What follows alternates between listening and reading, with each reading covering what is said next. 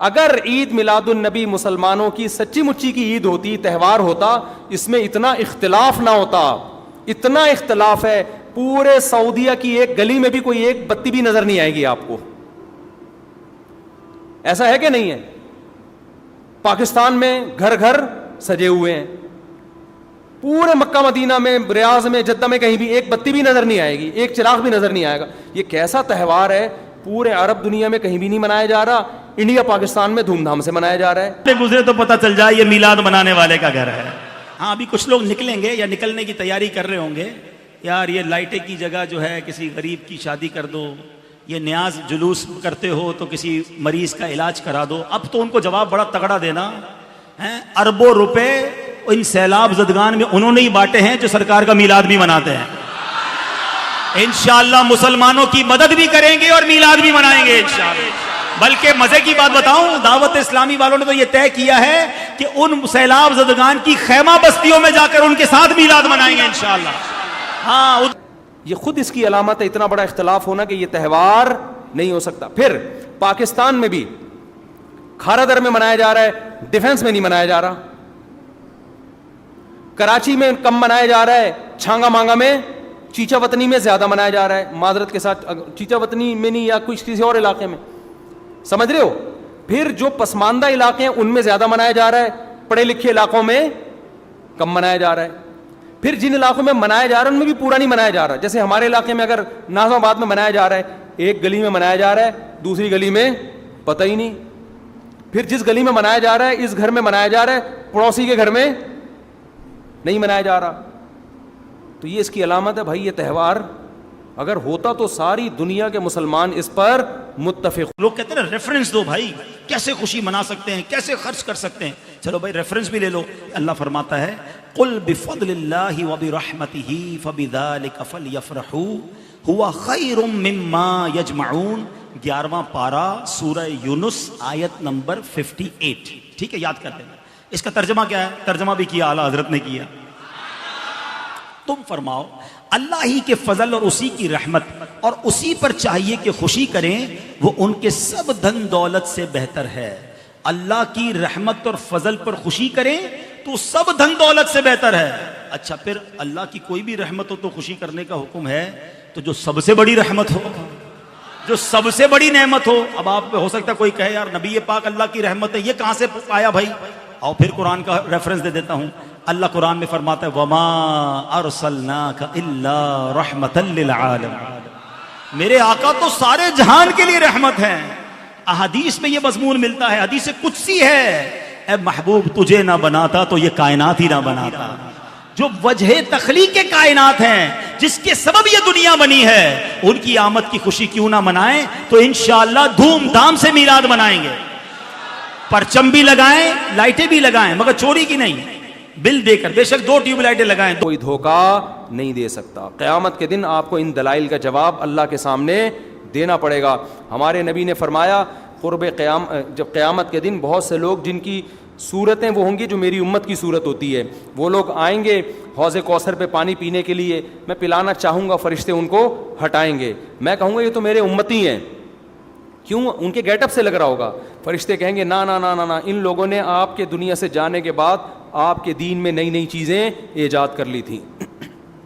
تو فرشتے ہمارے نبی صلی اللہ علیہ وسلم کے دستے مبارک سے ان کو حوض کوثر کا پانی پینے نہیں دیں گے. اور حدیث میں بھی آتا ہے نبی صلی اللہ علیہ وسلم ان کو دھتکاریں گے. تو آپ نبی کے عشق میں وہ کام کر رہے ہو جس کی وجہ سے آپ نبی صلی اللہ علیہ وسلم کے دستے مبارک سے قیامت کے دن محروم ہو رہے ہو. سمجھتے ہو کہ نہیں سمجھتے ہو؟ تو نبی کی محبت میں وہ کام کرو جس سے نبی کی شفاعت کے مستحق بن جاؤ. نبی بلائیں آؤ، میں تجھے اپنے ہاتھ سے میں تجھے حوض کوثر پلاؤں گا. ایسا نہ ہو کہ آپ ربیع الاول کو منا رہے ہو، اس نبی کی یاد میں محبت کا اظہار کر رہے ہو، اور یہی محبت کا اظہار جو غیر شرعی طریقے سے ہے قیامت کے دن نبی کی شفاعت سے آپ کو محرومی کا ذریعہ بنا دے. یہ سوال ہے مفتی صاحب، مجھے بتاؤ اس نبی کا ذکر نہ کروں، گلی گلی چراغاں نہ کروں، گلی گلی ان کے تذکروں کی خوشبو نہ بکھیروں، گلی گلی ان کے نعرے نہ لگاؤں، ان کے نام کی مالا نہ جپوں، ان کے تذکروں کی خوشبو سے مست نہ ہو جاؤں، کائنات کے اندر جتنا چراغاں ہے آمنہ کے لال کے قدموں کا صدقہ ہے، ساری روشنیاں ان کے قدموں کے صدقے ہیں۔ اگر وہ نہ آتے تو آج اندھیرا ہی ہوتا۔ اقبال سے بھی پوچھ لیے، وہ کہتا ہو نہ یہ پھول تو بلبل کا ترنم بھی نہ ہو۔ لیکن جو منانے کا کانسیپٹ ہے نا عید میلاد النبی، یہ بدعت عمل ہے۔ نبی صلی اللہ علیہ وسلم کے دور میں ہر سال ربیع الاول آیا، کہیں ایک ضعیف روایت بھی نہیں ہے کہ آپ نے منایا ہو، یا صحابہ کا دور آیا تو صحابہ نے منایا ہو، کہیں ایک ضعیف روایت بھی نہیں ملتی، اور نہ تابعین نے منایا، نہ ائمہ مجتہدین نے، نہ محدثین نے، کہیں بھی نہیں ہے۔ اس سال خوشی ہوتی ہے، پھر اگلے سال اس مہینے میں آنے میں تھوڑی خوشی ہوتی ہے بھائی، ورنہ میرے تو 15 ماشاءاللہ پونے 15 سے 15 حدیث پاک آقا فرماتے ہیں شیطان 3 مرتبہ رویا۔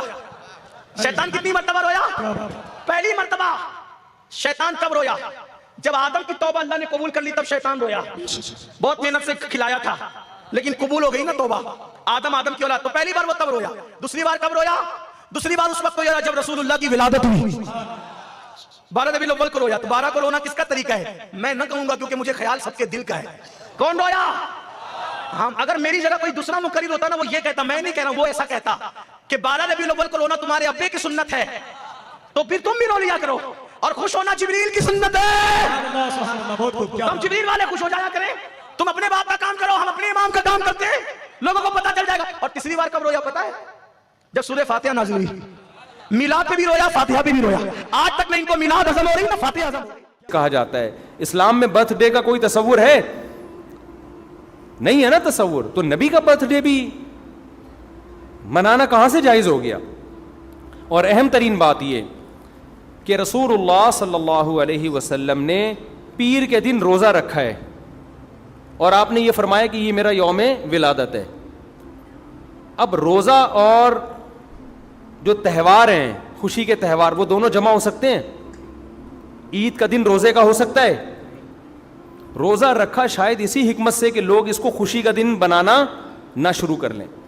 عید کے دن روزہ رکھنا جائز ہے؟ رمضان ختم ہوگا تو عید آئے گی، ختم نہیں ہوگا تو عید نہیں آئے گی۔ تو تہواروں پہ نہاتا بھی ہے انسان، بتیاں بھی لگاتا ہے، اچھے کپڑے بھی پہنتا ہے، اچھے چپل بھی پہنتا ہے، مبارکبادیں بھی دیتا ہے۔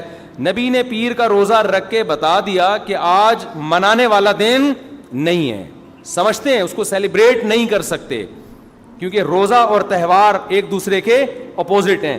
جمعے کا دن بھی اسلام میں ایک قسم کی عید ہے، نبی نے جمعے کے دن کے بھی روزے کے ساتھ خاص کرنے سے منع کیا آپ صلی اللہ علیہ وسلم نے، کیونکہ اس میں بھی نہاتے دھوتے صاف ستھرے کپڑے پہنتے ہیں، 2 رکعتیں پڑھنے، ایک طرح کا یہ بھی خوشی کا دن ہے، بڑا دن ہے۔ لہذا جمعے کو بھی نبی صلی اللہ علیہ وسلم نے اسپیشلی روزہ رکھا۔